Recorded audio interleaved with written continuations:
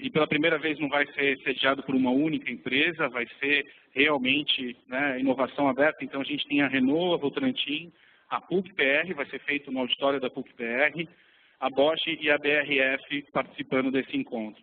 Então, assim, vai ser bem interessante, vai ser no dia, tem a data aí? Isso, 16/4 agora. E aí, a partir desse encontro agora, houve uma empolgação, uma inspiração muito grande, e de 2 ou 3 semanas para cá, as pessoas começaram a procurar, eu quero fazer o próximo, eu quero fazer o próximo, eu quero fazer o próximo. Então, agora, a gente está até o 9º encontro organizado já. Então, a gente vai ter dia 18 de maio agora em São Paulo, sediado na USP, olha que interessante, de novo, uma universidade trabalhando com grandes empresas para poder fazer o evento. Depois, de novo, aqui no Rio, né, organizado pela PUC-PR e pela 8, e outros parceiros que ainda vão se conectar. Aliás, eu convido todos que estão aqui presentes, que queiram se conectar, que queiram apoiar, que queiram fazer parte da organização do evento. Vocês estão mais do que abertos, porque isso aqui não é um grupo de pessoas querendo apresentar, não, é todo mundo trabalhando junto. Então, todo mundo está mais do que convidado para fazer parte de tudo, né? Aí, mais ou menos em agosto, vai ser o de Recife, lá no Porto Digital. César, quem ainda não conhece, vai ser uma oportunidade incrível de conhecer. Eles não gostam quando a gente fala isso, mas a gente fala que é o Vale do Silício brasileiro, né? Mas que é um ecossistema completamente diferente, mas é incrível conhecer. Quem conhece sabe, eu tive a oportunidade de estar lá e viver aquele ecossistema que é incrível. Depois a gente vai para BH, né? Que é a Nexa, que é uma das empresas do Grupo Votorantim, está apoiando. E olha que incrível, hoje aqui de manhã, conversando com uma startup, que é a GeoInova, vai ter esse último encontro, que é o 9º, que é em Goiânia. Né? E aí, olha que interessante, né? Uma startup correndo atrás de articular o ecossistema para fazer, né? Evandro, levanta a mãozinha para o pessoal saber quem você é. Então, assim, e está todo mundo mais do que convidado, quem quiser sediar o evento, quem quiser organizar o evento, daí por diante. Então, só entra no grupo do Slack, olha aí, né? Para forçar o pessoal para entrar no grupo. Entra no grupo do Slack e aí fala lá dentro que você quer sediar, que você quer ajudar a organizar, enfim, e aí a gente vai trabalhar junto. Tá bom? E é isso, pessoal. Vamos compartilhar para transformar agora. Exatamente, Alexandre. Eu acho que é importante também reforçar 2 pontos. Como o trabalho todo, né, todo o grupo é de muita colaboração, isso tem uma referência forte no que a gente tem na Vale também, 2 valores, que é a parte de crescer e evoluir juntos e fazer acontecer. Porque a troca de experiência, né, toda essa oportunidade que a gente vai ter aqui de questionamento, de compartilhar, ela só tem valor a partir do momento que a gente faz acontecer. Então, a gente conseguir quebrar as barreiras e conseguir ir atrás desses resultados de uma forma diferente de trabalhar, depende muito do protagonismo, depende da nossa ação. Então, aí um ponto de reflexão, acho que para a gente sair também desse dia de hoje com muita inspiração, né, e muita informação vindo das outras empresas também, é conseguir aplicar isso na prática e transformar. Então, a transformação, ela depende de fazer acontecer, depende do nosso protagonismo, de cada um de nós, porque envolve todas as áreas, não é só uma área de inovação. Então, é isso. E aproveitem bem o dia, pessoal. Antes de uma salva de palmas para eles, obrigado. Mas antes de vocês descerem, queria pedir a ajuda de vocês para identificar quais são os estados, as regiões que a gente tem aqui. Eu vi que tem gente do Maranhão. Quem é do Maranhão aí? Quais são os outros estados que estão aqui? Então, Goiânia, já falou aqui, Goiânia. Tem mais Goiânia? Tem mais alguém de Goiânia ainda? Não, mais de onde? Espírito Santo. Pode falar, gente. Pode falar. Alguém levantou a mão ali de trás, você é VIP, né? São Paulo. A menina ali é vinda do interior do Paraná, que eu vi, é VIP. Mais quem aqui? São Paulo? Minas. De onde? Mais alguém? Tem Canadá também. Canadá. Rio Grande do Sul. From Canada. Niterói. Nikit. Nikit é outra cidade, do outro lado da poça d'água, a gente entende isso. From Germany. Mais alguém? Alguém fala Brasília, vindo... E o pessoal fica remoto assistindo também. Claro, então esse era o próximo passo. Obrigado. Agradecer também, informar para vocês, e se vocês quiserem ajudar na divulgação, usando a nossa hashtag Compartilhar para Transformar, nós estamos transmitindo ao vivo com o apoio da Cisco. Agradecer também, que podem assistir online a nossa apresentação. Então, agradecendo você que também está em todo o Brasil assistindo a gente. Mais uma salva de palmas para vocês. Obrigado. Obrigado, Hélio. Bom, dando continuidade na programação, agora pode deixar isso aqui comigo. Eu vou 50 pessoas online. Ok, acabei de receber a informação que temos 150 pessoas online e o Ale está querendo fugir, mas agora no palco com vocês vai ter uma apresentação de cases agora de inovação aberta com Alexandre Mosquinha. Alexandre, com você.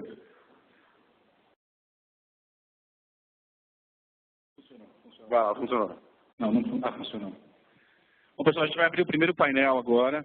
Então, a gente vai discutir um pouco sobre práticas de inovação aberta mesmo. Então, eu queria chamar no palco aqui agora o Alexandre Castro, por favor, da Oi. Salva de palmas, por favor. Daniel Monteiro, da Rede Globo. Fabiana Trabal, da Pulse, da Raizen. E o Luiz Felipe Grossi, da plataforma Space. Por favor.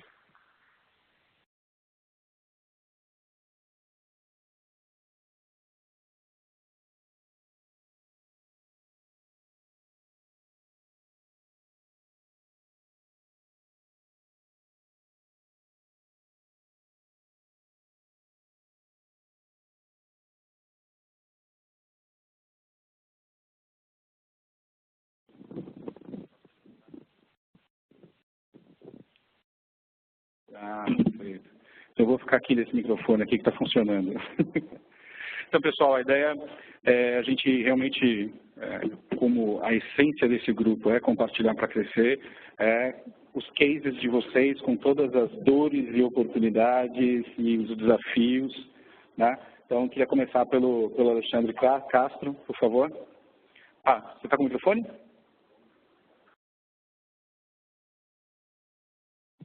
Oi. Bom dia, gente. Tudo bem? Alexandre Castro, sou da área de novos negócios da Oi. A gente montou um materialzinho aqui, não sei se está no ponto aí para passar. Primeiro um alinhamento geral do que está acontecendo e depois compartilhar com vocês o Projeto 8. E já com algumas lições aprendidas, ainda bem no início, mas já mostrou qual vai ser a dificuldade que é a gente construir inovação aberta dentro de grandes corporações, que é um pouco das dores de muitos de vocês aqui. Apresentação. Lá em cima. Está a apresentação da 8 aí? Sabe que é um pitch de startup, né? A gente tem 6 minutos cada um. Eram 10, mas na pegadinha, então vamos lá. Eu vou passando rápido. Passa, por favor. Eu vou passar correndo na parte de alinhamento e depois eu entro nos detalhes de lições aprendidas.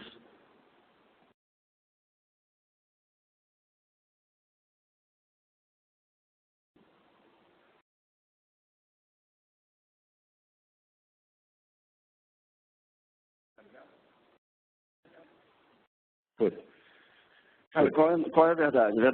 Qual é a verdade? A transmissão online.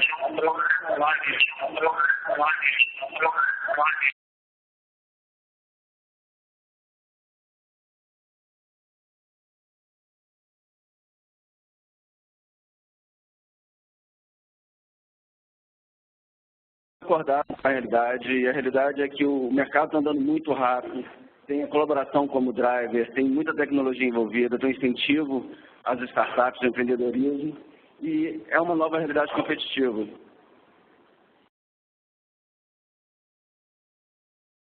Passa, por favor. E como que as corporações estão buscando essas iniciativas? Elas têm objetivos distintos. Muitas para buscar inovação e acelerar o processo de criação dentro de casa, outras simplesmente por retorno financeiro, algumas para fazer a oxigenação do corpo executivo, fazer a proximidade da startup junto aos executivos e também pelo posicionamento de marca. Mais um, por favor. Esses aqui são alguns exemplos de como as corporações estão atuando e elas atuam em uma ou mais frentes, todas ao mesmo tempo, com maior ou menor peso. Tem as tours de inovação, parcerias com centros acadêmicos, investimentos em P&D, aquisições de empresas startups, incubadoras corporativas, parcerias com aceleradoras, incentivo em casa, ao intraempreendedorismo e investimento em startups, do Corporate Venture. Onde que a Oi está nesse leque de iniciativas? A gente tem parceria com o centro acadêmico. Historicamente, a gente já atua junto a grandes centros acadêmicos no Brasil há 6, 7 anos.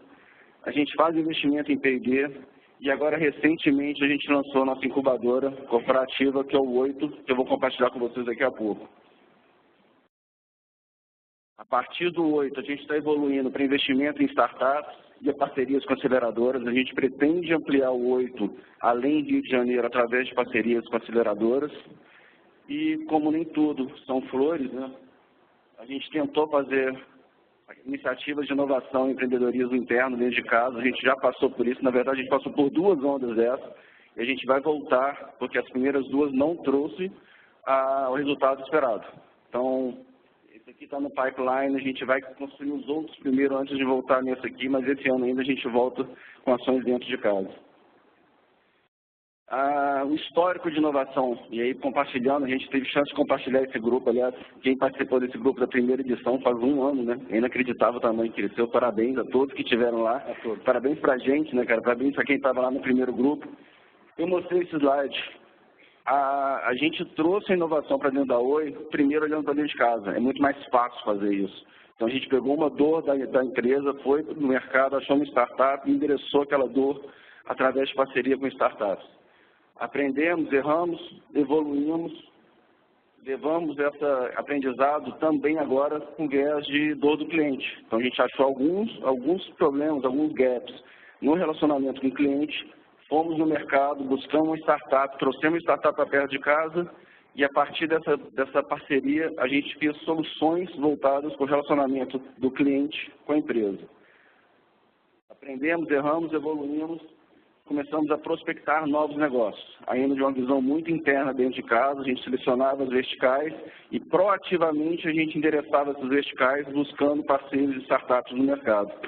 Foi quando agora, no ano passado, a gente virou a mesa e a gente foi para uma prospecção muito mais ampla, trazendo o 8, que é um centro de inovação, um hub de empreendedorismo aqui no Rio de Janeiro.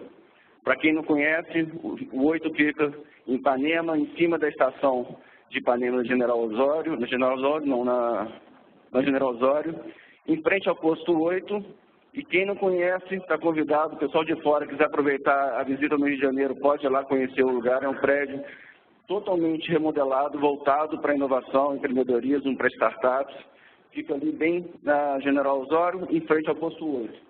O que a gente está rodando dentro desse prédio? A gente tem nossa iniciativa de incubação, a gente vai ter um espaço de aceleração de empresas, a gente tem conexão direta com o nosso laboratório de IoT, que é onde a gente testa e homologa várias soluções em IoT, e o prédio tem um teatro, onde a gente vai sediar aqui o encontro, o 5º encontro, o 6º encontro, já perdi, mas em junho a gente está sediando aqui o nosso encontro.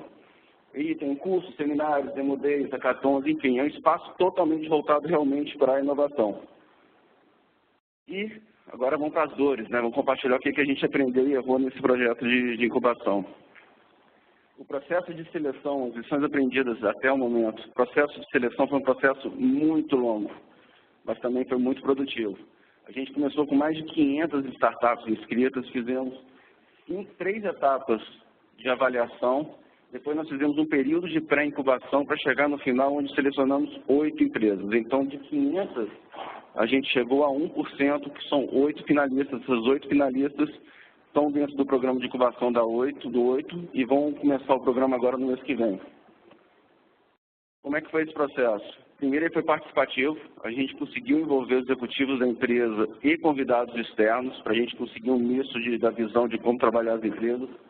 Ele foi consistente. Foi algo que a gente dedicou muito tempo, foi selecionando os critérios que a gente ia avaliar, e a gente manteve esses critérios do início ao fim. E, assim, é uma disciplina, dá vontade de você fazer ajustes, mas não, a gente manteve a lógica. E ele foi longo, teve uma boa aderência e aumentou muito o funil, o que garante que aquele 1% que chegou no final são empresas realmente que mereciam estar ali no processo. Quais são os prós e contras desse processo? O alinhamento de expectativas detalhando no programa. Opa, passou aqui.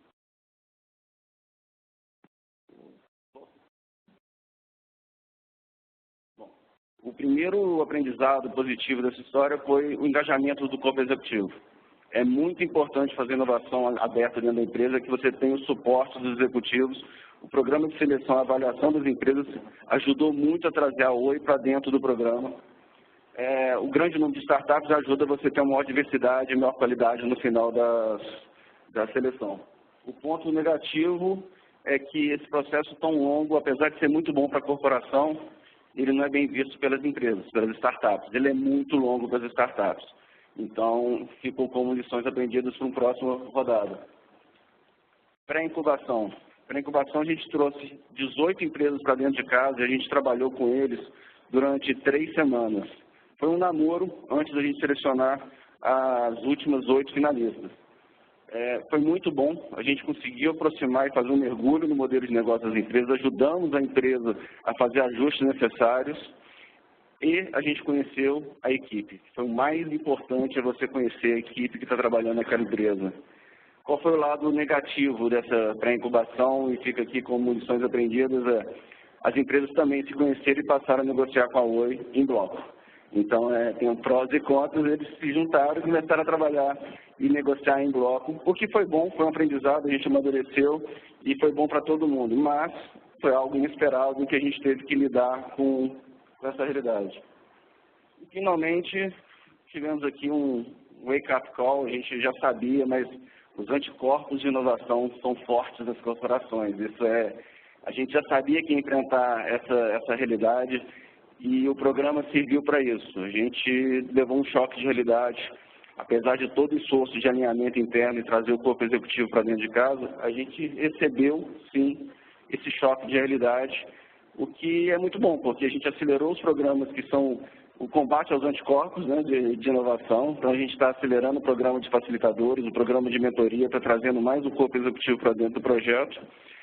E, com um lado negativo, né, o nível de preocupação e ansiedade da startup aumenta muito rápido à medida que qualquer resposta que você fique devendo para eles demore.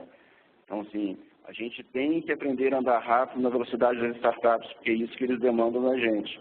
E todo mundo aqui que trabalha em grande empresa e está lidando com startups sabe o quanto que esse desalinhamento, essa velocidade é fundamental para manter um bom relacionamento. Só para finalizar, o 8 está de portas abertas, tá, gente? Todas as empresas estão aqui, estão convidadas a conhecer. Quem não são empresas, vocês também mandam mensagem, entre em contato, entre no grupo. O prédio está aberto para que vocês possam visitar e conhecer as empresas que estão lá dentro. As grandes corporações que querem utilizar do espaço, a gente tem uma hospedagem de startups. Então, se você tem startups, tem um programa de inovação aberta, mas não tem um espaço ainda, vamos conversar, a gente pode hospedar essa empresa, essa startup lá dentro do 8. Vamos fazer parcerias para meetup, para encontros, palestras, o auditório do 8 está aberto para isso. Eu sei que tem muitas iniciativas acontecendo em paralelo dentro de cada uma das empresas. Vamos centralizar isso num único lugar. A gente compartilha o espaço, abre para o público geral, abre para o público interno. Tem como a gente fazer algumas iniciativas muito bacanas. E, finalmente, chamada direcionada. A gente já teve a abordagem de algumas empresas querendo fazer chamadas para atender específicas, verticais específicas ou algum ponto específico.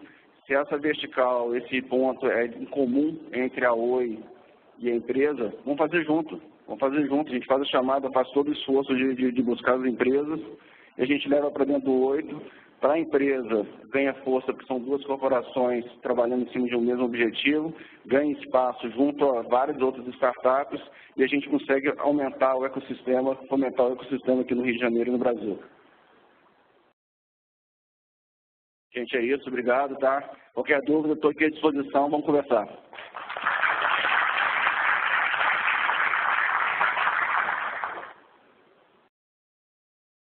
Bom, prefeito Alexandre, obrigado. E seguindo nessa linha, Alexandre, uma das coisas que a gente tem falado muito entre as empresas, a gente tem percebido que é uma oportunidade muito interessante, é o tal do piloto compartilhado. Né? Então, se as empresas se unirem, porque todo mundo busca soluções muito similares, né? Então, se as empresas se unirem para fazer um único piloto, aí isso potencializa para todos, né? Então, eu acho que o 8 pode ser um desses espaços para pilotos compartilhados. Perfeito. Muito obrigado. Exatamente. E então agora eu queria convidar o Daniel Monteiro para falar especificamente sobre o case da Rede Globo. Legal, tem um material também aí, vou levantar aqui para eu enxergar. Pessoal, obrigado pelo convite aí para falar aqui. Pegar o gancho aqui no que o colega falou, os anticorpos de inovação realmente existem, principalmente em grandes corporações, e eu vou falar um pouco mais aqui sobre cultura, como que na Globo a gente trata o desenvolvimento de um ambiente onde a cultura de inovação é forte, e a gente tenta propagar essa cultura por todas as áreas, de maneira a mitigar um pouco essa resistência natural que existe nas corporações para grandes inovações. Primeiro ponto, assim, para a gente só ficar claro, vou tentar fazer os 10 minutos aqui, tá, gente? A gente tenta diferenciar os 3 tipos de inovação que uma empresa pode ter, né? O primeiro deles, inovação incremental, a gente acredita que todas as áreas têm que inovar.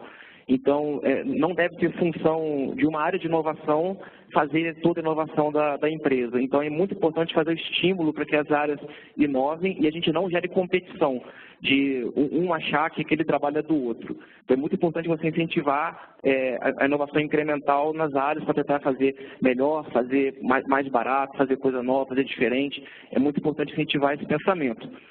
A gente lá dentro da tecnologia tem uma área que é um laboratório de inovação. Esse laboratório é uma área que ela fica de fora da carteira de projetos da empresa e ela é livre para pensar coisas novas. Então, é no sentido de que inovação é fazer o novo, fazer algo diferente, fazer algo que não estava previsto.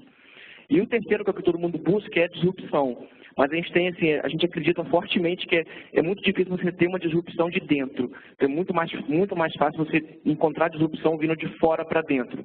Então, aí entra as startups, os investimentos em empresas de fora e novos negócios. Vou falar um pouco sobre como a gente conduz essa parte mais do meio, que é um laboratório de inovação, como que a gente fomenta um pouco essa cultura de inovação, de maneira a ter aceitação pelos projetos da empresa e ter mais criatividade. Primeiro, uma definição bem legal de inovação é que a inovação é a exploração bem sucedida de novas ideias. Ou seja, se você só tem uma ideia, você é só criativo. Para se você ser inovador, o inovador é meio uma mistura de um criativo com um empreendedor, né? Então, a gente está falando de empreendedorismo. Então, lá na Globo, a gente tem uma iniciativa de intraempreendedorismo, que é você ter, que é um fomento a novas ideias, a criatividade, e uma forma de você conseguir levar essa ideia adiante, vencendo todos os anticorpos que pode ter, né? E uma segunda frase bem legal, a gente acredita muito fortemente que a inovação vem através de criatividade. A Globo tem um histórico bem grande em inovação e é muito comum em empresas que investem em pesquisa e desenvolvimento você cair em 2 armadilhas. Uma é você achar que inovar é fazer algo difícil e a área de inovação se transformar numa área de projetos especiais, em que projetos mais difíceis caem lá. E a segunda armadilha é as áreas de inovação, às vezes por ter uma força de desenvolvimento interno, tem um grupo de desenvolvedores que possuem mais habilidade do que o normal, aquilo ali cair numa segunda armadilha que seria uma área de fazer projetos a custo zero. Ou, ao invés de você pagar um outsourcing para fazer algum projeto, você coloca aquilo na área de inovação, acha uma forma de carimbar aquilo como algo de inovação e aquilo sair a custo zero para as demais áreas da empresa. A gente tem que fugir disso. Uma das formas de fugir é a gente valorizar menos a execução e valorizar mais a criatividade, ou seja, a criação da ideia em si. Então, frases como essa, de falar sobre criatividade, sobre inventar, experimentar, colocar uma cultura de experimentação, você poder quebrar regras, ter mais resistência ao erro e se divertir principalmente. Quem trabalha num formato muito de escritório tem chance muito menor de criar algo muito novo do que você criar um ambiente criativo com eventos e com uma cultura que estimule realmente a criatividade das pessoas, né? Isso a gente está falando sobre cultura, que é um dos maiores investimentos que a gente faz lá. Tá? Hoje a gente investe em três frentes. Uma, investe em tecnologia nova. Apesar de inovação não ser ciência de foguete, a tecnologia ela é um dos pilares para uma inovação. Você dominar a tecnologia, muitas vezes a aplicação direta da tecnologia gera uma inovação na empresa. E dominar a tecnologia é um pilar, apesar de não ser a única coisa.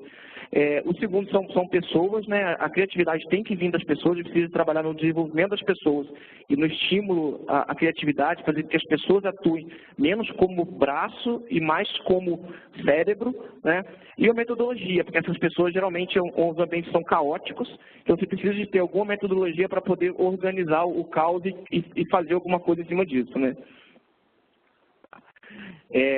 E a gente acredita fortemente em 4 coisas. A primeira, na diversidade, né? Pessoas iguais pensam igual, e quando você junta pessoas diferentes, a probabilidade de você ter ideias mais fora da caixa aumenta muito. Então, é muito mais fácil para o gestor cuidar de uma pessoa que se parece com ele, porém, isso acaba cercando muito ali o raio de ação. Antigamente a gente falava assim, eu vou contratar esse cara porque ele se parece comigo quando era novo. Hoje a gente foge disso. O segundo é equipe criativa, né?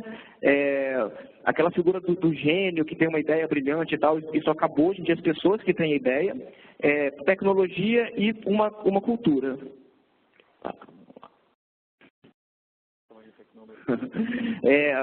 Em termos de tecnologia, a gente tem um formato de onde investir, que a gente estuda um radar, a gente cria um radar de tecnologias, a gente mapeia todas as tecnologias emergentes e tenta ver quais são as que têm potencial de aplicação no negócio.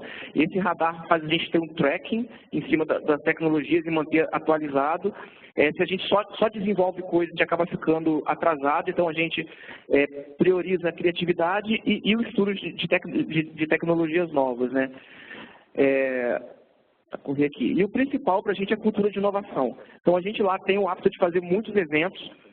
Os eventos são tanto para engajamento interno de pessoas de todas as áreas, não só tecnologia, mas áreas de produto, que são os potenciais clientes, mas também de engajamento externo. Vou mostrar aqui alguns exemplos do que a gente faz lá. Primeiro, a gente tem uma cultura de evento interno. Todo mês a gente faz um evento que a gente chama de Happy Hour, em que a gente estimula vinda de parceiros para falar um pouco sobre algum assunto. Não são eventos técnicos, tá? A gente tem que fugir do técnico para trazer pessoas de conteúdo, de possíveis clientes internos. Todo mês a gente seleciona um assunto e traz alguém de fora para falar. E seleciona projetos internos também para serem apresentados nesses eventos.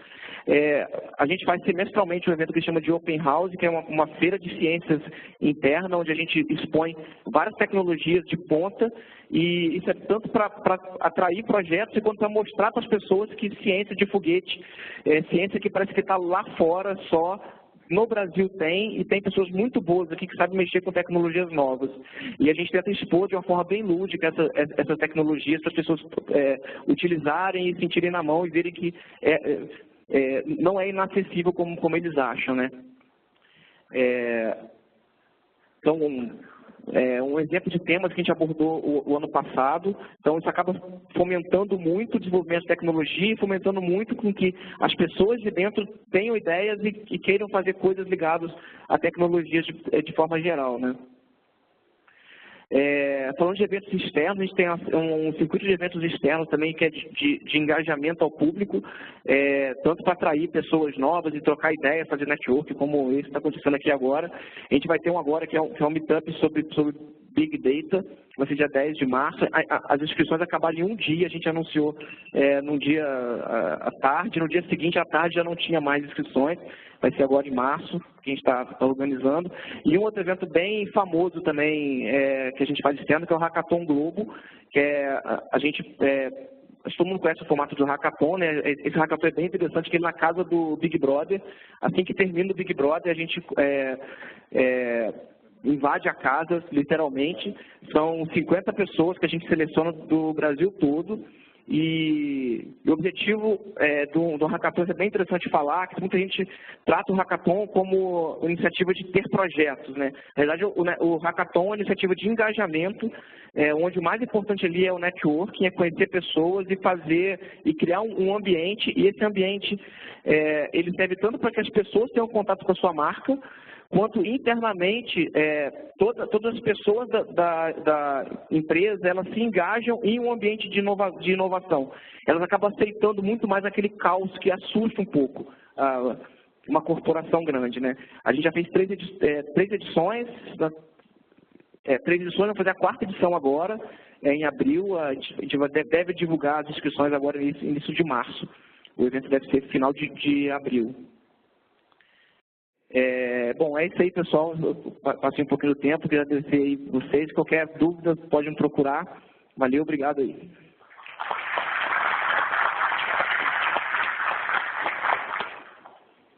Obrigado mesmo, Daniel. Bom, vão guardando aí as dúvidas de vocês, a gente vai abrir para perguntas depois. Então, queria chamar a Fabiana Trabal agora para falar um pouquinho sobre a Pulse da Raizen. Obrigada, Ale. Bom dia, gente. Eu sou gestora do Pulse, é um espaço... Acho que eu mandei a apresentação no táxi agora, sei lá, meia hora. Enquanto ela não chega por aqui, eu queria saber aqui do palco, quem é que sabe o que é a Raizen? Já ouviu falar? A gente não está tão mal.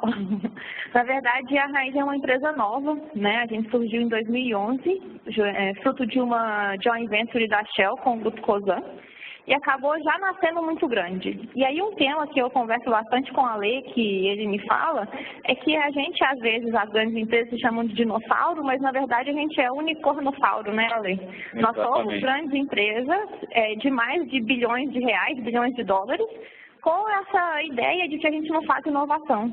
Depois que eu conversei com a Ale, eu até fui atrás da Raizen. Eu entrei em agosto, que é quando o Pulse começou. Eu vim da Natura, que é uma empresa super bem estruturada em inovação, em T&D, e entrei nessa empresa de commodities e eu falei assim, mas espera aí, será que eles não têm nada, a gente não tem nada de inovação? E aí eu comecei mapeando só a parte agrícola da Raizen e trouxe dois projetos gigantes. Um é o etanol de segunda geração, que vocês já devem ter ouvido falar, que é, ao invés de você produzir etanol a partir da cana-de-açúcar, você faz a partir da palha, né, da biomassa, que é super inovador, a gente só não chamava de inovação. E um outro que a gente chama de pentágono, que é uma sala lá dentro da Raizen que você consegue monitorar a parte de corte e produção de corte de cana em 1 milhão de hectares, quase. Tudo lá dentro do carro, lá no escritório. Isso é ou não é inovação? Né? A gente só tem uma questão de como que a gente resgata isso e entende como formalizar melhor os processos. E aí, como a gente tem pouco tempo, eu vou passar super rápido, mas a Raizen, então, é esse joint venture da Shell com a Cosan, e já nasceu como uma empresa totalmente verticalizada, porque a gente tem desde 1 milhão de hectares até a parte de distribuição e varejo com os postos Shell e as lojas Celeste. E essa é a marca, né, que todo mundo conhece mais, que a Raizen é responsável por ela aqui no Brasil. E aí esse slide com a presença nacional e mundial. E o último slide que eu quero mostrar é o tamanho da empresa. Então, são 67 terminais de distribuição de combustível, 79 bi de faturamento, 30 mil funcionários, 860 mil hectares de terra. O que a gente tem de oportunidade de inovação aqui, ou que já foi feito como outros projetos ou projetos de impacto, que a gente só não chama de inovação. Então, a gente fala do desafio, mas na verdade é uma questão de você conseguir estruturar o processo para poder realmente reconhecer e aproveitar todo esse potencial e gerar inovação. E aí, na verdade, é para cá, né, que eu tenho que colocar. Por que a gente começou com o Hub? Esse daqui é o modelo de negócio da Raizen que eu contei para vocês. É uma empresa baseada em commodities, ou seja, a gente tem um volume gigante de recursos, vocês viram a receita, mas com uma margem muito pequena. Né? Então, a gente já tem algumas empresas de commodity aqui que vão entender as minhas dores, que eu já vou começar a apresentação com dor. Mas é muito baixo a aceitação de erro, né? A gente não tem projetos que podem errar. Eu tenho projetos que têm que chegar até o final e provavelmente eu tenho que entregar na próxima safra. Eu não olho longo prazo pensando no futuro de o que é que vai acontecer com a energia e tudo mais. Eu entendo qual que é a minha necessidade, qual o preço da minha commodity e como eu direciono a minha produção para isso. Você não tem um olhar de muito longo prazo. Versus aquele livro ali. Não sei se vocês já viram, mas quem tem interesse em energia elétrica, em futuro da energia, procurar o Tony Seba, que é um professor de Stanford que esteve com os líderes da Raizen no ano passado, que ele fala que combustível fóssil, carro do jeito que a gente conhece hoje, tem data para acabar. E não é daqui 100 anos, ele tem uma data, que agora eu esqueci, mas eu acho que é 2030. O pessoal, os presidentes By 2030. Os presidentes da Raizen, né, do grupo Cosan como um todo, perguntaram para ele assim, mas quando é que a gente vai acabar de usar gasolina e etanol mesmo? Ele falou 2030. Não é 2100, 2050, ele fala que é 2030. Ele fala muito de que o preço da energia solar vai baixar muito, já está baixando, já está caindo, que a gente está vendo, e a nossa capacidade de armazenamento com baterias, que a gente está vendo que a Tesla aí já resolveu esse problema, vai ficar cada vez melhor. E aí, com isso, a gente vai acabar com a empresa onde eu trabalho para 2030. É claro que tem vários desafios aí por trás, né? A adoção de tecnologia, quando você pensa no Brasil, que é um grande mercado, não vai acontecer dessa forma, mas e aí? Né? O que a gente vai fazer? A gente acabou provocando uma corrida interna de como a gente vai resolver a inovação. E aí, conversando com alguns outros colegas, a gente percebeu também que uma empresa de commodities não tem uma base de P&D e não consegue montar uma base de P&D forte, então, um curto espaço de tempo. Então, faz muito sentido para a gente começar com inovação aberta, começar com um hub de inovação que é o PUF. E aí, por que a gente criou o Hub? Os dois pontos de cima, inteligência e posicionamento, porque a Raizen precisa entender o que está acontecendo lá fora. Precisa se posicionar com quais são as dores, porque ela precisa de inovação para o curto prazo, principalmente conseguir influenciar isso e trazer oportunidades para dentro da empresa. E uma parte de cultura que os meus colegas já falaram aqui, de como que a gente muda a visão do nosso funcionário, que está ali até mesmo dentro da operação, que tem que colocar a carta para rodar, para ele mesmo se sentir dono da inovação e começar a propor e a pensar de uma forma diferente nos projetos que ele está tocando. A gente não lançou o Hub sozinho, então o nosso objetivo como Hub é fortalecer o agronegócio brasileiro, então gerar inovações para o agronegócio, com a Raizen como a principal patrocinadora, mas também trazendo novos players para participar. A gente brinca muito que a Raizen sozinha não faz verão. Quem conhece aqui um pouco de agronegócio sabe que a cultura da cana é muito pequena quando a gente olha para o Brasil e para o mundo. Então, como que eu consigo acelerar oportunidades de inovação, fazendo com que essas oportunidades tenham tração e sejam aplicadas para a Raizen, é trabalhando em rede, é trabalhando com o ecossistema. Então, eu preciso que as tecnologias elas não sejam aplicáveis apenas para a cana, elas precisam ser aplicadas para a soja, para algodão, às vezes até mesmo para a pecuária, né? Aqui a gente tem um parceiro, a BRF está aqui embaixo, a gente tem uma startup que está lá no Pulse, que faz um projeto de piloto com eles no edital da CNI, né, da BDI, da Indústria Brasil, Startup Indústria, né, Coordenação Startup Indústria. E a Raizen não está preparada para poder investir em startup, né, então a gente trouxe dois parceiros, dois fundos de investimento para ajudar a gente, pensando que se a gente identificar oportunidades que façam sentido, que eu preciso de tração, eu tenho fundos de investimento junto comigo para poder investir nessa oportunidade e acelerar para conseguir atender a Raizen, né, e seus 1 milhão de hectares. O que a gente é? Eu não trouxe fotos, mas eu tenho um espaço de 500 metros quadrados em Piracicaba, na frente da sede da Raizen, do CAR. A gente não tem custo para startup, o objetivo é ser um hub de encontros, de trocas, então a gente faz vários eventos, da mesma forma que o pessoal do 8 falou, a gente trabalha muito com meetups, com capacitação, para poder realmente ser um lugar onde as pessoas parem de pensar um pouco no seu dia a dia e vão lá para conversar do futuro e gerar oportunidades de inovação. Mas esse era o conceito principal, a gente falava muito de eventos, de treinamento e tudo mais, mas quando você vê, o que a gente precisa é testar isso em campo. Né, abrir as portas da Raizen para que essas tecnologias sejam testadas lá, eles validem, as startups validem os seus modelos de negócio e consigam decolar, ganhar tração e começar a ganhar novos clientes e realmente aplicar essa tecnologia do mercado. E aí, além de tudo, eu vou mostrar para vocês depois as startups que estão com a gente, eu tenho gente de Londrina, de Uberlândia, do interior de São Paulo, de algumas de Piracicaba. Então, o espaço para o pessoal ficar lá de coworking, a gente já entendeu que não é o meu principal objetivo, o meu principal chamariz para quando a gente fala de ecossistema. As pessoas vão para lá, se encontram. Amanhã ou depois a gente vai ter uma rodada de apresentações das startups para Cargill. Há 2 semanas atrás eu estava com 7 diretores da Bayer lá para poder ouvir essas oportunidades. Então, o valor do ecossistema é muito mais esse movimento de encontro e mobilização das empresas do agronegócio para teste dentro das suas próprias empresas. Então, eles querem validar o modelo de negócio e a gente quer testar para poder aprender. Eu estou terminando.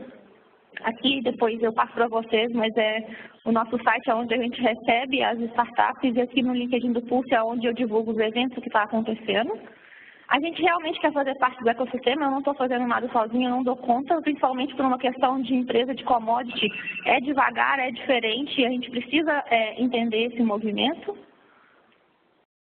Eu trouxe um fluxo muito parecido com o pessoal da Oi, eu tive 400 startups para poder selecionar as 12 que estão comigo. E a gente cortou, principalmente na avaliação, foi no nível de maturidade.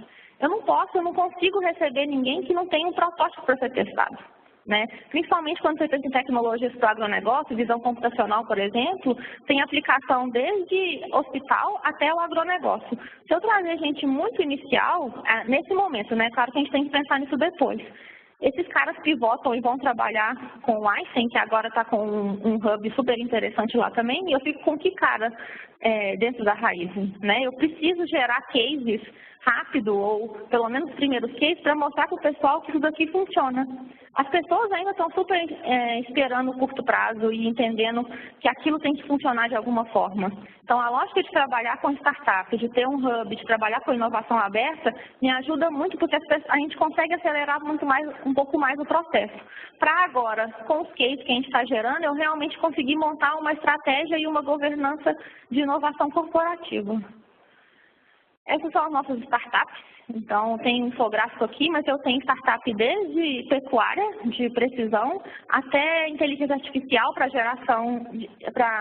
gestão de caldeiras, até sistema de gestão para aplicação aérea. Então, é um movimento grande, é super multidisciplinar, mas vocês podem olhar que não tem nenhuma startup aqui focada em cana-de-açúcar, que é o meu principal negócio.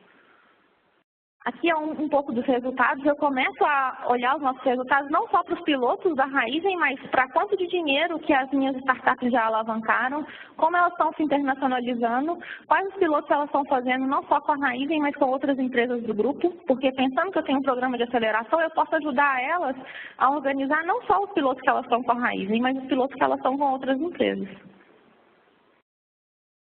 Um pouco de resultados, então, a gente tem hoje 13 startups selecionadas para estar dentro do Pulse, 68 empreendedores cadastrados, mas está todo mundo pelo Brasil afora fazendo seus pilotos e testando as suas tecnologias. Esse é o meu último slide, eu prometo. Os desafios para 2018, continuar desenvolvendo essas startups que estão lá com a gente, ampliar esse mindset de inovação para dentro da raiz, e a gente fala que a melhor forma de ampliar esse mindset é com os pilotos que a gente está rodando. Então, o pessoal assusta quando começa a interagir com uma startup, entender a lógica diferente, entender que o erro não significa que eu vou cancelar o projeto. Isso aconteceu nos nossos primeiros pilotos, tipo, a gente começou a testar aquela tecnologia e, de repente, o botão estava no lugar errado que o pessoal não queria, eles falaram, não quero mais esse piloto. A gente falou, não, você precisa entender e testar para poder aprender com aquilo e evoluir rápido na lógica de Lean Startup.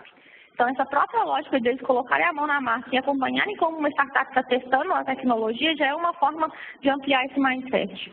Promover mais essas provas de conceito, porque eu estou começando a colocar a sementinha de inovação lá dentro, e com essa justificativa, a gente está contratando agora uma consultoria, montando um projeto para poder realmente colocar um processo de inovação e uma governança corporativa. Hoje, quem toma decisões dos projetos que vão rodar sou eu e mais alguns gerentes da Agrícola, que é a parte do agronegócio da Raizen. Como que eu estruturo isso melhor? Como que eu dou visibilidade para isso para a empresa? E como eu levo isso para outros negócios da Raizen, né? Para combustíveis, para distribuição? Eu vou pegar esses cases que a gente está começando a rodar aqui agora na Agrícola, trazer isso como exemplo e estruturar um processo que possa ser replicado. Meu e-mail último. Estou à disposição para conversar com vocês e obrigada, Ale, pela disponibilidade. Obrigado, Fabi.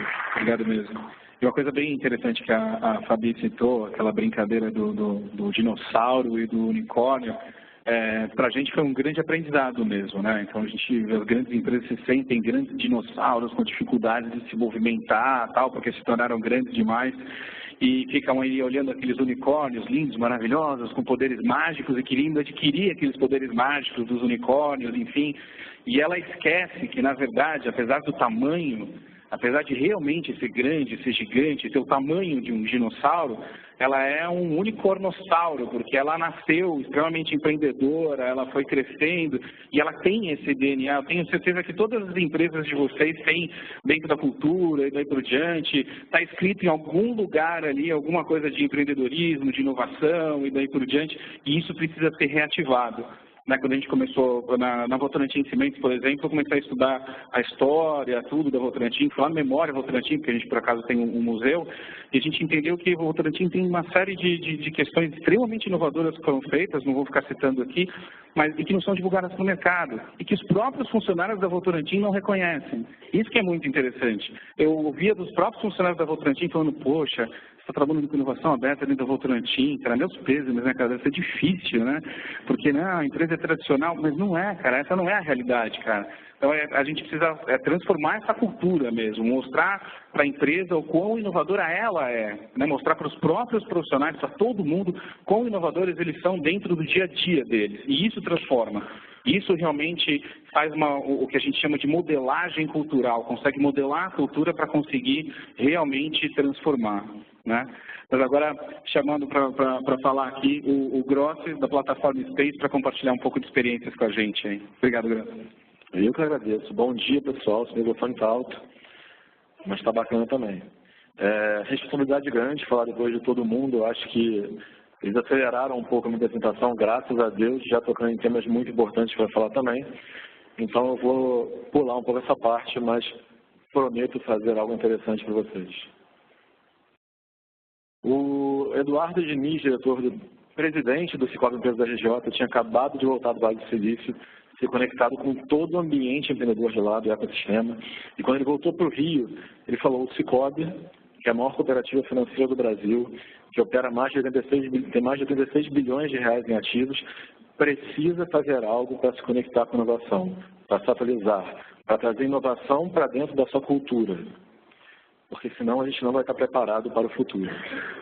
Então ele chamou o Edson Mackenzie, que está apresentando aqui o programa, o evento. Normalmente ele estaria no meu lugar, porque ele tem esse dom, mas hoje ficou a meu cargo, e eu garanto que vou representar bem. Até porque o Edu está aí, o presidente, então tem que fazer bonito. E quando ele voltou, ele falou, vou buscar dentro dos cooperados do Cicobi pessoas que possam desenvolver um programa e aproximar o Cicobi da inovação. Ele falou com o Edson Mackenzie, falou comigo e falou, cara, vamos juntos pensar isso tudo.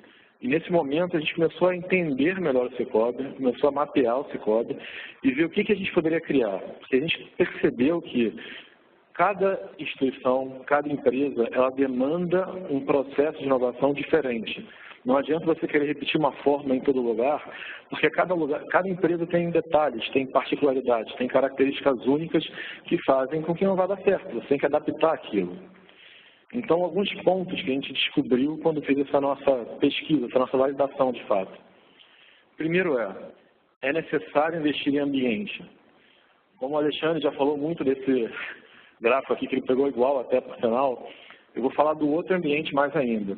Não só o ambiente de inovação, mas do ambiente local físico que você está. No caso da plataforma Space, nós ficamos aqui na Barra, no Le Monde. Não adianta eu querer investir só em inovação, se eu não conseguir impactar a minha cidade, o meu estado, o local que eu moro, as coisas que estão ao redor. É muito comum você ver isso nos Estados Unidos. As pessoas aprendem isso na cultura, seja num time de bairro, seja na high school, onde todos os pais e alunos se motivam a ir no colégio, participar dos eventos, nas universidades com esportes, música, teatro, eles engajam realmente toda a comunidade ao redor e esse engajamento ele traz interações e ele traz inovação. Eu tive até uma felicidade muito grande, eu estou voltando de Boston agora, estive na MIT, e essa é uma das grandes lições que eles deram lá. Ele falou que no primeiro ano, quando os alunos chegam lá no MIT, ao contrário de diversas outras universidades, os alunos são obrigados a ficarem todos no alojamento para gerar interação. E depois do primeiro ano, 90% opta por continuar nesse alojamento. Segundo ponto que a gente percebeu, a gente não pode fazer feira. E o que eu chamo de fazer feira? A gente não está buscando um programa para conseguir fornecedores baratos.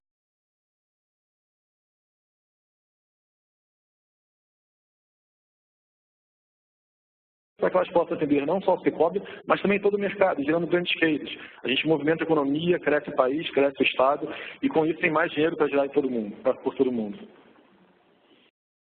Um desafio que a gente percebeu foi, existe uma briga grande entre fintechs e bancos. Alguém aqui já comprou Bitcoin ou opera criptomoeda? Levanta a mão. Acho que o pessoal não tem coragem.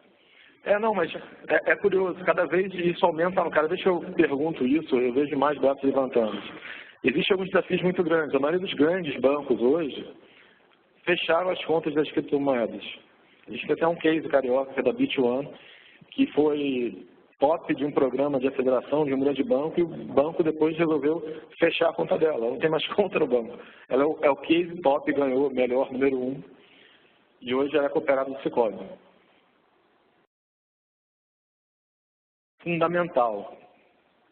Hoje o Sicoob tem mais de 4 milhões de cooperados. Eu sempre tenho que conferir, porque esse número aumenta a cada palestra que eu dou. E eu fico muito feliz de falar que quando a gente montou o programa, a gente percebeu que não bastava buscar só soluções para o Sicoob. A gente poderia buscar soluções para os problemas do Sicoob, cortando custo, melhorando o processo, melhorando a produtividade, mas a gente também podia buscar soluções para os problemas dos cooperados do Sicoob. Porque quando os cooperados cresciam, eles passavam a operar mais. E o crescimento dos cooperados era o crescimento do próprio Sicoob. Isso foi uma lição muito importante, porque a gente soube ouvir e soube mapear o nosso cliente. Às vezes a gente costuma falar muito da importância de ouvir o cliente, mas muitas vezes quando a gente vai mexer com inovação, a gente esquece disso. E aí, nossa última lição que eu vou colocar para vocês foi o seguinte. No começo, por ter uma expertise financeira por trás, pensamos muito em focar em fintechs. Hoje, a gente dá atenção mais especial para fintechs, sim. Elas estão mais envolvidas com o core do nosso principal patrocinador. Mas cada vez mais a gente quer fazer esse grupo aberto. Então, pelo nosso programa já passaram Legal Tech, EduTech, diversas empresas com soluções para RH, muito pelo que eu falei anteriormente, porque a gente percebeu de fato que para gerar inovação tem que ter interação sobre diversos players. E quanto mais players interagindo, melhores soluções a gente consegue. Aqui tem algumas startups que passaram pelo nosso programa, né? O Otimiza, por exemplo, conseguiu mais do que dobrar o seu faturamento, uma solução para RH, durante o nosso programa, e atende grandes players, como aqui mesmo no prédio, como a Michelin, por exemplo. O Banco Maré talvez seja o maior caso maior case talvez do Brasil de startup social, e é uma fintech, tá? E que hoje resolve problemas de diversas pessoas da Maré, e mais que dobrou o número de usuários enquanto estava no nosso programa. O Preço Certo, que é uma das startups que passou pelo nosso programa, ele acabou de ganhar um prêmio agora do Santander.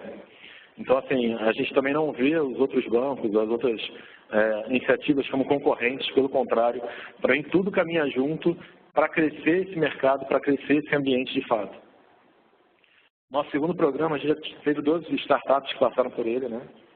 Nosso segundo programa foi ainda mais aberto, o Ergon Credit já transacionou uma solução de factoring FDIC e já transacionou mais de 100 milhões na sua plataforma. E no nosso ambiente, no ano passado, né, a gente começou a planejar em dezembro de 2016, começou a operar em fevereiro de 2017 e hoje estamos aqui quase completando um ano de operação. Né? Aliás, já completamos um ano de operação. A gente teve mais de 60 eventos em 12 meses e mais de 100 startups.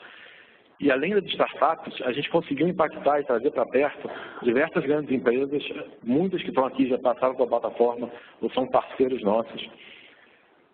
Muitos investidores, não só fundos como anjos, e que fazem parte desse ecossistema, porque realmente a gente tem que trazer todas essas pontas para poder construir de fato e gerar realmente impacto. Nossos próximos passos, a gente está agora expandindo o programa da Singular do Sicoob para a Central do Sicoob Rio de Janeiro, quando a gente vai ter um crescimento a nível estadual aqui.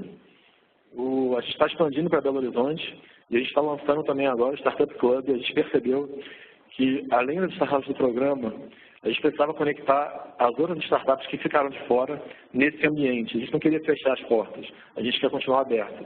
Então, a gente bolou uma nova fórmula para que todas as startups, mesmo as que não participem do programa, não estejam no momento, possam colaborar e aprender com isso tudo.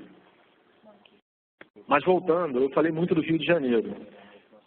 E até foi bom que eles focaram nas outras partes do ponto e eu posso dar um pouco mais de atenção para isso. O Rio de Janeiro hoje já foi... Pode deixar que eu vou concluir. 1 minuto é suficiente. Quando eu comecei a empreender, quando eu tive a primeira startup, e eu comecei do outro lado, o Rio de Janeiro era referência do Brasil em inovação. Fico até feliz que o Dutton está aqui, eu aprendi muito com ele, eles foram um dos fundadores da 21212, que era a maior aceleradora do Brasil, e era normal você estar na aceleradora lá em Botafogo e abrir a porta a alguém do Facebook, alguém do Instagram, alguém de qualquer lugar do mundo, qualquer empreendedor que você vê na televisão, em livros, bater na porta para ir trocar ideia com você, querendo saber quem é você e colaborando, influenciando. Era algo gigante. Depois a gente teve o Espaçonave da Estácio de Sá, que tentou segurar isso também, mas depois que interrompeu essas 2 iniciativas, o Rio de Janeiro caiu muito. E a gente viu Florianópolis crescendo, Curitiba crescendo, Belo Horizonte crescendo, São Paulo crescendo, e a gente não conseguiu acompanhar mais esse crescimento. O Rio de Janeiro ficou muito para trás. Então, com isso, a gente tem uma carência aqui de projetos, de inovação. A gente tem preocupações muito grandes, e às vezes quando a gente fala de Startup Weekend aqui, todos remetem às mesmas soluções, de fila, de segurança, coisas básicas, que talvez impeçam soluções maiores a nível global. A gente tem que pensar global, mas tem que trabalhar local também. E até por isso, como a gente é empreendedor, eu fui chamado pela Lindália também, que era do Espaçonave, para fazer parte de um projeto, que eu também aproveito para lançar aqui e avisar em primeira mão, que vai acontecer em julho, depois da Copa do Mundo, de 27 e 29, aqui no Rio de Janeiro. Vai ser o Hack in Rio. Estados Unidos tem a TechCrunch, Portugal tem o Web Summit, China tem o Rise.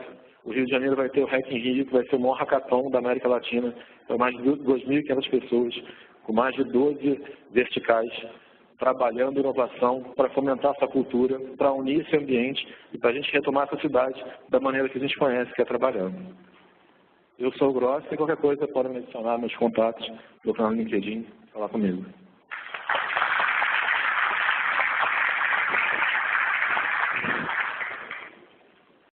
Perfeito, Gross. Nosso Hack in Rio, acho que vai ser um sucesso isso, hein? Nossa. Bom, pessoal, na verdade não fazia parte da programação, mas como a nossa essência é literalmente compartilhar para transformar, a gente vai abrir para perguntas. A gente está um pouco atrasado na programação, mas mesmo assim a gente não quer perder essa oportunidade, porque acho que um dos maiores ganhos desse tipo de evento é exatamente a interação. Então a gente vai ter que fazer um jogo bem rápido, perguntas bem rápidas, perguntas organizadas e rapidíssimas e respostas também o mais rápido possível. Tá? A gente tem até, inclusive, está tranquilo? Ok, perfeito. Então, tem microfones aqui embaixo ou não? Pega o meu. Perguntas?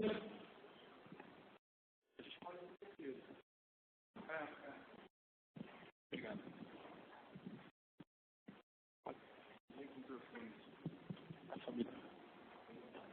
Pode fazer. Bom dia. Eu vou fazer uma pergunta genérica. Meu nome é Cláudio Rosa, eu trabalho aqui na Vale Organ. O Daniel falou um pouco da classificação da inovação incremental e disruptiva. Mas eu diria que tem porque a disruptiva é aquela que rompe com o que existe.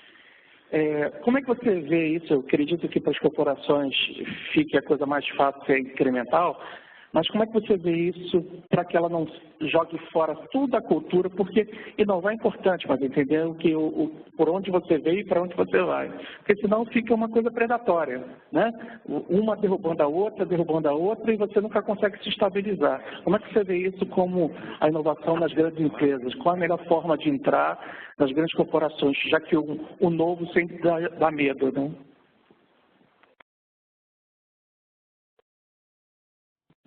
Oi, esse aqui tá. O que eu acho importante é como teve alguém que falou aqui, que acho que foi o Alexandre, né? é que cada empresa é diferente, né? A empresa tem que entender o seu DNA, a sua cultura, de onde veio, para onde vai, e tentar criar um ecossistema de inovação mais adequado que tenha fit com a empresa.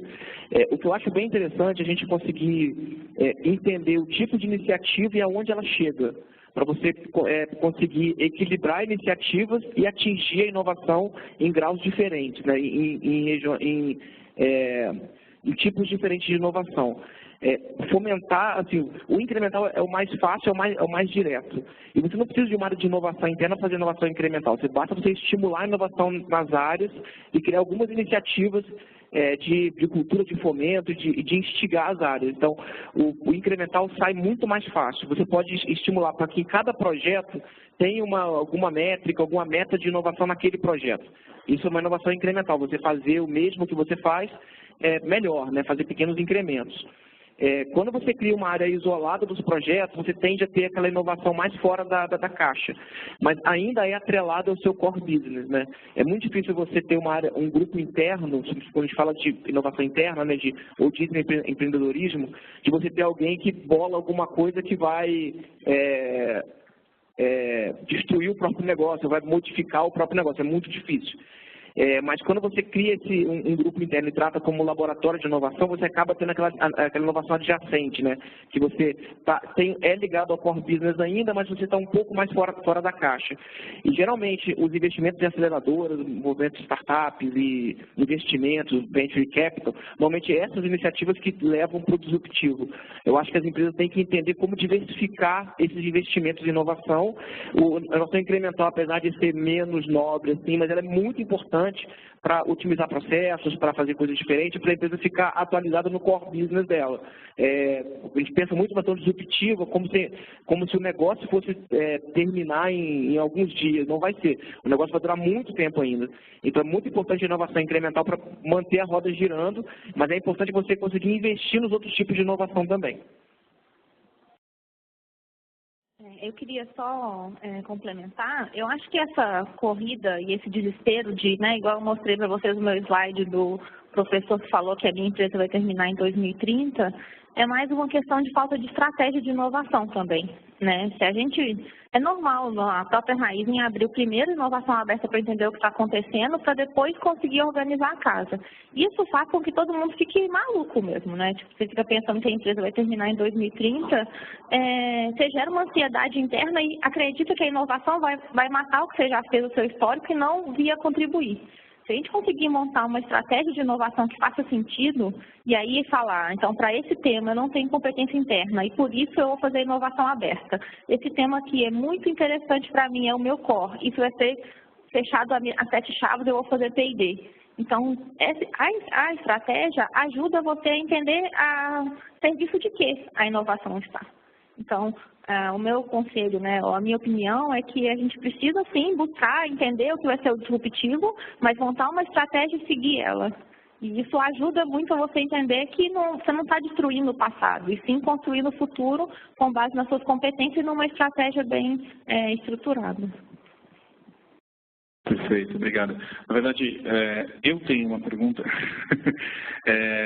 mais direcionada para o Daniel, também da Globo, mas pode ser para todos, porque a gente tem realidades completamente distintas. Né? Então, a gente tem, por exemplo, a Globo, que é uma referência em inovação, né? Que conseguiu construir assim, tipo, o castelo da inovação, referência mundial e tal. Mas exatamente pelo fato de construir esse castelo, às vezes o acesso é mais difícil. Né? Então, trabalhar com inovação aberta, os anticorpos da inovação trabalham mais forte do que numa empresa tradicional. É interessante que os anticorpos existem quando as empresas são extremamente inovadoras, como é no caso da Globo, porque aí acha que não precisa, sou tão inovador que eu não preciso, ou no caso das empresas que não se acham inovadoras e que têm medo e falam, não quero. Então, eu queria só ouvir rapidamente, porque a gente tem pouco tempo, como todo mundo sabe, um pouco dessa história de vocês, assim, como é que vocês fazem para gerar mais engajamento de acordo com a realidade de cada um. De fato isso acontece, né? A Globo tem uma característica bem interessante também, por ser uma empresa que cria conteúdo, é uma empresa que tem um DNA autoral, e que as pessoas precisam ser donas daquilo que está sendo feito. Então, é muito importante ter essa percepção e colocar isso dentro da estratégia de como tratar as inovações, como tratar os produtos. Uma forma que a gente percebeu que a gente faz lá, e eu acho que passou a dar certo, Antigamente, as áreas de inovação, elas propunham coisas muito legais, mas tinha baixa aceitação por essas coisas, ou o caminho era muito difícil. O que a gente passou a fazer é atuar mais como um hub de inovação, como um catalisador de ideias e de desafios, para que o projeto não seja nosso, né? Nós não somos o dono daquilo. É um ownership conjunto. Você traz o cliente e vira uma criação dele em conjunto, e você vai aportar metodologia, tecnologia, enfim, tudo que for necessário para tornar aquele projeto viável. Eu estava conversando antes aqui no café, parece que empreender internamente é mais fácil. Eu acho que é muito mais difícil, porque quando você empreende fora, você tem muitos caminhos diferentes quando você encontra uma barreira. E às vezes internamente você tem que passar por aquele caminho ali que não tem jeito. Então precisa de muita articulação, muito network, você precisa muito ter envolvimento da empresa. Por isso que é muito importante o que a gente colocou como uma prioridade nessa reformulação que a gente fez lá de como tratar a inovação, tratar a cultura, tanto da área de inovação como a cultura da empresa, né? Para ter aceitação e inovação e participar de processo criativo e inovador, é muito, muito importante. A gente colocou como uma prioridade máxima lá, estabelecer essa cultura e esse networking, esse ecossistema de inovação interna, né?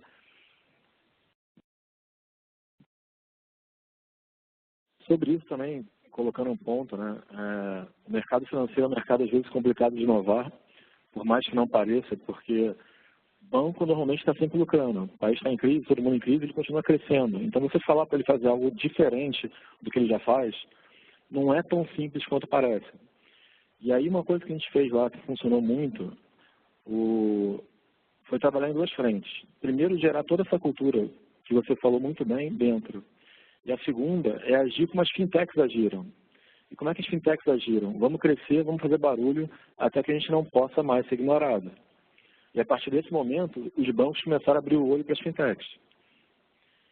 Então, a gente trabalha dessas duas formas. A gente tem que gerar no nosso projeto de inovação barulho interno, e aí a gente sabe que é fundamental o trabalho de mídia, mas o barulho tem que ser resultado, tem que ser visto, para que não possa mais ser ignorado. Então, quando começa a surgir um projeto muito grande, quando a gente tem startups operando, sei lá, fortunas, aí isso tem trazido muito impacto para a gente. Mais alguém? Eu só ia comentar que esses anticorpos que a gente comentou, eles são fortes, mas no nosso caso especificamente, o que chamou muita atenção é que eles são involuntários. Fazer inovação, desviar um pouco da sua rotina, dá trabalho. Adiciona uma carga que no início você tem que investir tempo, você tem que desviar da sua rotina, você tem que trazer aquela carga adicional, e depois ele vem ganhar. Então, a cultura é muito importante, e o que a gente está vendo é que talvez o trabalho de funcionar como facilitador. Você aliviar um pouco esse adicional que impõe em cada uma das áreas para que isso fique mais fácil de serem abraçadas. E uma vez que você quebra essa barreira e a pessoa entra para dentro do jogo, muito rápido vira um multiplicador. Então, você tem esse trabalho que as pessoas estão prontas, elas querem fazer, só que nem sempre conseguem parar a rotina, o dia a dia, as demandas, as metas, para fazer aquilo um pouco de lado. Então, acho que um pouco do nosso papel agora de inovação e novos negócios é diminuir esse peso, baixar um pouco a barreira, contaminar, entre aspas, aquele colaborador para que ele possa ser um multiplicador, e aí vai criando essa onda. Eu dou o exemplo da minha mãe sempre por isso. Assim, quando surgiu o smartphone, eu falava, mãe, compra. Ela, não quero de jeito nenhum, meu telefone é só para ligar. Eu quero um telefone só para ligar. E depois que ela teve o primeiro, ela começou a falar para todas as amigas, pô, compra também, é muito bom, você faz isso. Hoje fala, tem grupo no WhatsApp e tudo. Inovação funciona dessa forma, em todos os lugares, seja para minha mãe ou seja na empresa de vocês. É isso, perfeito. A gente tem mais uma perguntinha só.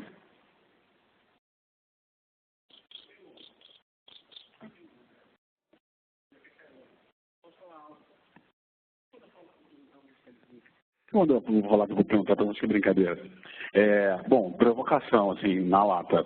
Vocês são todos representantes de grandes empresas aqui. Eu acredito que a gente tem dois problemas quando a gente trabalha com um funcionário. É com o pior funcionário, que ele delimita o que é possível, e com o melhor funcionário, que acaba desmotivando a galera do meio. Acho que é a mesma coisa com a inovação. Eu acredito que vocês são grandes empresas, já com alguma experiência em inovação, isso é legal. Mas se vocês trocassem de empresa, tivessem que começar tudo de novo, quais são as dicas principais? E aí, a segunda pergunta emendando nessa, né? Uma empresa muito pequena, é mais fácil empreender em inovação numa empresa pequena, né, de pequena para médio porte, ou numa empresa tão grande quanto a de vocês? E o bagulho aqui é frenético. Eu vou começar respondendo a segunda pergunta da facilidade de ser menor ou maior. A facilidade está diretamente ligada ao comprometimento da alta diretoria. É isso, cara. Maior ou menor, se você tiver aquilo ali como algo na meta, algo como vamos buscar, funciona. É óbvio que fazer uma grande empresa se movimentar em torno de um objetivo dá mais trabalho, mas também eu fico brincando de vez em quando, é meio que pata de elefante. Demora a sair, mas quando anda vai fazendo barulho, vai fazendo grandes ondas de resultado. Comprometimento, acho que esse é o maior facilitador. Eu somo a isso, até para responder a primeira também, o comprometimento é uma soft skill, né? A gente fala muito que o trabalhador do futuro tem que estar... As soft skills vão ser muito mais fortes do que as hard skills. E aí liderança é fundamental nesse processo todo para você trabalhar com esses dois tipos de funcionários, para você equilibrar isso tudo. É muito importante trabalhar só as lideranças, hoje a gente procura facilitadores ou diversos outros nomes, para que faça esse alinhamento entre toda a equipe e faça ela produzir o melhor que ela pode da melhor forma possível. Eu acabei de trocar de empresa, né? Saí de cosméticos para commodities. Eu acho que o principal tema ou dica é resiliência, né? A gente falou várias vezes que não tem um formato específico ou um processo definido que você vai entrar, e eu brinco que a gente fica tentando encaixar a estrelinha na bolinha, né? Da brincadeira de criança ali, tentando funcionar, e na verdade você tem que conseguir ouvir e entender quais são as melhores, quais são as necessidades. E sobre o tamanho da empresa, eu acho que, na verdade, o maior ponto positivo de uma grande empresa é o impacto e o potencial de alcance, né?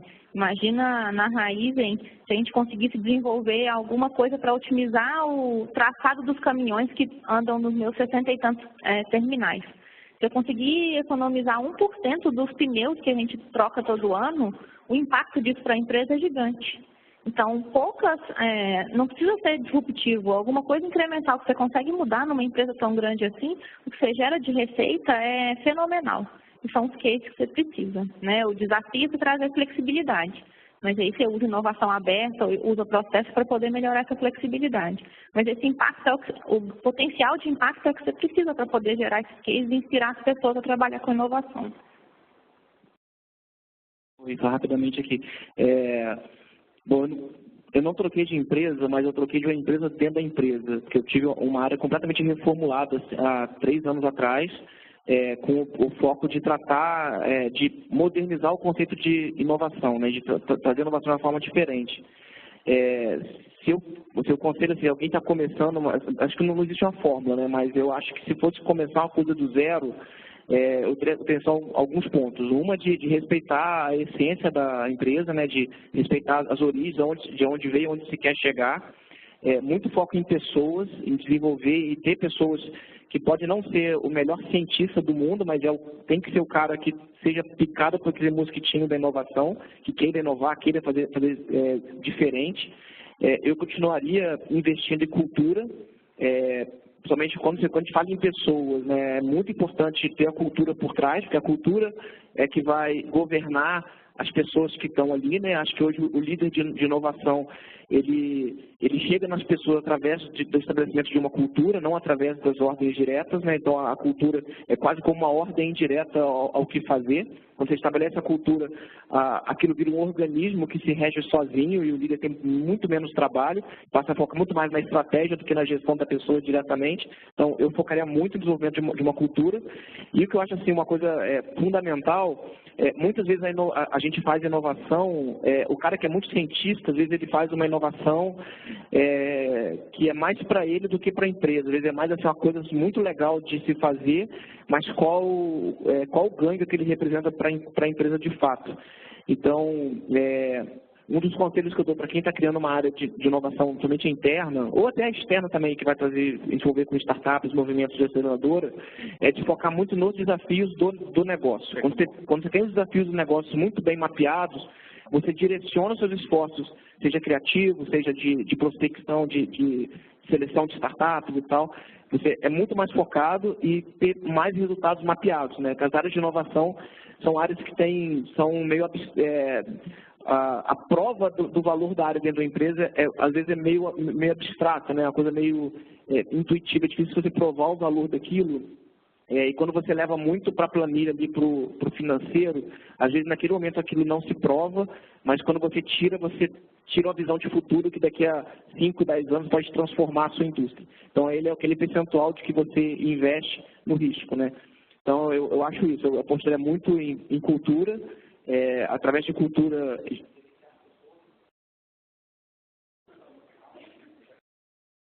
Comento. E o desafio, né? O que o Edson falou, o Open House, a iniciativa que a gente faz lá, o que a gente percebeu? A gente percebeu que as áreas de inovação, existem empresas que são muito corridas, né? O dia a dia é muito corrido, as pessoas não têm tempo de pensar, mal as reuniões as pessoas conseguem ir, né? Furam muitas reuniões, é muito, muito corrido. E quem vai ter tempo de mexer com os malucos lá da inovação, né? Assim, quase ninguém tem tempo de ir lá, de interagir, de falar e de trocar ideia e tal.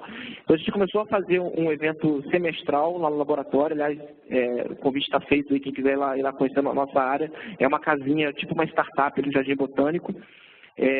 A gente passou a semestralmente selecionar, fazer tipo uma coletânea de tecnologias com demonstrações lúdicas, assim, com experimentações, tentando não dar a ideia de que estava sendo uma feira de vender projeto, mas uma feira de gerar um burburinho em cima da inovação, em cima de temas de tecnologia, e a gente geralmente coloca cerca de 30 experimentos ali que mostram como a tecnologia impacta a nossa indústria do entretenimento, né? E a gente convida a empresa inteira, parceiros e, enfim, universidades, para irem lá compartilhar, ver um pouco da experiência, trocar ideia com os pesquisadores, e ali gerar um ambiente de networking que está, no fundo, aquelas tecnologias expostas ali são mais para gerar o engajamento, para que as pessoas troquem ideia em volta daquilo, né?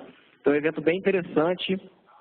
Para quem está fazendo inovação interna e empreendedorismo, precisa gerar um network em volta dos assuntos e engajar a empresa, é um formato de evento que funciona bem. Perfeito. A gente tem mais uma última perguntinha, super rápida. O Mirella aqui. Sou de TI e eu queria saber de vocês, a gente está falando muito de inovação, no lado de quem está implementando, né? Como que vocês quebraram o paradigma com as áreas dos usuários? Por exemplo, a Fabiana falou no início, que às vezes você implementar e, não, mas eu queria buscar sempre o ótimo, eu quero mudar, e aí não dá para a gente colocar em produção alguma coisa que ainda a gente está testando. Como que vocês fizeram para junto à área de negócio, quebrar esse paradigma e falar assim, não, gente, vamos testar, vamos parar de um pouquinho de buscar o ótimo e a gente persegue o bom, implementa, testa, e não deu. Como que vocês fizeram essa...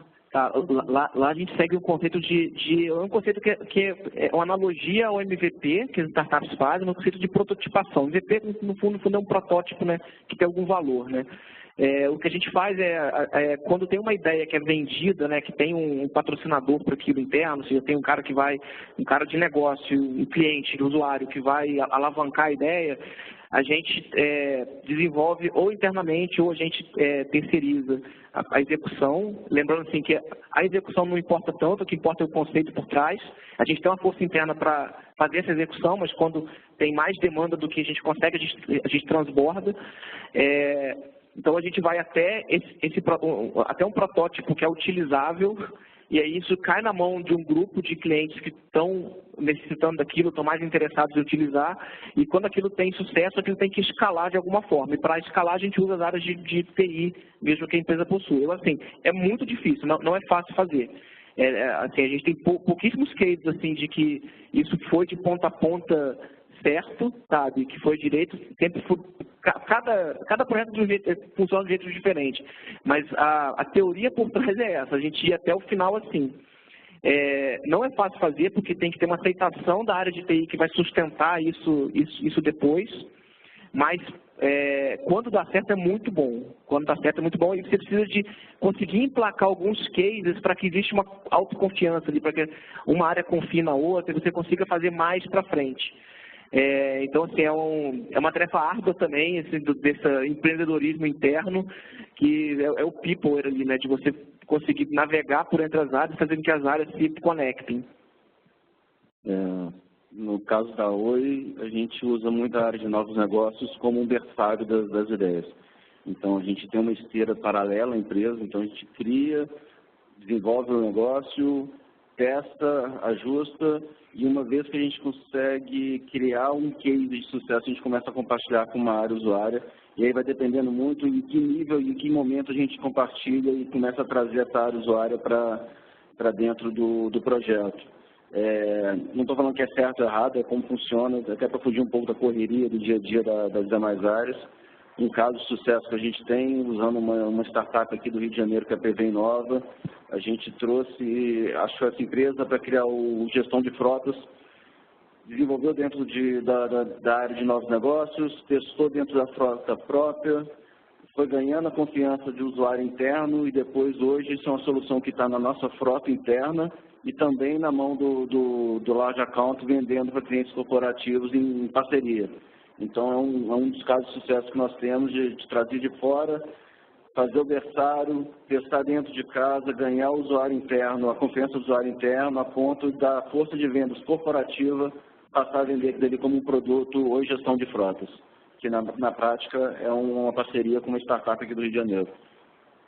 No meu caso, a gente é colega, porque eu estou dentro da diretoria de TI, eu respondo direto para o diretor de TI, e o que a gente começou, os primeiros projetos que a gente começou a implementar, a gente entrou na lógica de TI mesmo, de desenvolvedor-cliente. Então, a gente definiu o escopo, o cronograma de atividades, beijo, tchau, pode voltar, a gente vai aqui desenvolver, depois eu vou te entregar o resultado. Não funcionou, porque as pessoas tinham quando você trabalha com projeto de inovação, não é a mesma forma de desenvolver um sistema tradicional, né? As expectativas são muito diferentes. Então, o que a gente está tentando implementar é um processo muito mais colaborativo, onde a área de negócio, que é a interessada no tema, participa do projeto de verdade. Então, é de construir junto qual é o conceito, de entender o que são as lógicas de prototipagem, de testar quais são as minhas hipóteses. Eu quero parar de mapear premissa, mapear risco, nada disso, mas para que a gente consiga realmente desenvolver junto. Não é fácil, porque as áreas de negócio estão super ocupadas, tem ali toda a safra para tocar, mas ao mesmo tempo, senão você não consegue balizar as expectativas e entregar realmente um valor para eles de verdade, né? A gente já está até discutindo, eu estava conversando com o meu chefe, não sei se ele está me assistindo, mas a gente está discutindo se faz sentido você continuar isso dentro de TI, né? O pessoal toca milhares de projetos na lógica de PMBOK tradicional e tem que continuar assim, mas o que é que eu tenho que fazer? Eu tenho que capacitar os meus PMOs para poder tocar os projetos de inovação de uma forma diferente, ou eu tenho que trazer uma estrutura separada com essa nova lógica para que a gente toque os projetos de uma forma que faça mais sentido para a inovação. Essa é uma discussão que está acontecendo lá agora. Eu vou começar a implementar e a capacitar algumas pessoas para a gente entender, eu deixo dentro de TI ou eu tiro isso dentro de TI? É uma infraestrutura que para mim também é uma escala super interessante. Eu não tenho hoje analistas para tocar esses projetos para mim. Então, fazer junto com TI faz muito sentido, porque já está com o processo estruturado. Mas qual é o risco de eu trabalhar dessa forma e eu perder os projetos porque eu estou descolada da área de negócio? Só complementando rapidinho, eu acho que essa questão específica de engajamento desde o início é a chave principal. Se você traz o pessoal desde a fase de desenho ali, aí eles vão conseguir entender e tal. A hora que você entrega, até como TI a gente tem essa lógica, mas a hora que você entrega, você não está entregando algo pela primeira vez, está entregando algo que a pessoa ajudou a desenhar. E isso gera muito engajamento e diminui muito essa barreira. Não que não vai ter, ela vai sempre existir, mas engajar desde o início é a chave. Dentro da Votorantim Cimentos, a gente também, a área de Open Innovation é dentro de TI. Então, a gente tinha muito essa lógica de TI e a gente entendeu que para funcionar não é aquela, tipo, eu programo e te entrego, Tem que ser o DevOps, tem que ser o Agile, Tem que ser, vai fazendo junto com a pessoa, vai entregando e vai evoluindo e daí por diante. Isso gera muito mais engajamento. Mas é isso. Pessoal, cada painel que a gente tem aqui daria para passar o dia inteiro conversando, daria para passar meses conversando. E é por isso que eu convido vocês a literalmente passar meses conversando de verdade mesmo dentro do grupo, que é isso que a gente faz. Esse evento aqui é só meio que uma concretização que a gente faz dentro desse grupo. Para quem chegou atrasado aí e não pegou logo no início, no crachá de vocês tem o QR Code.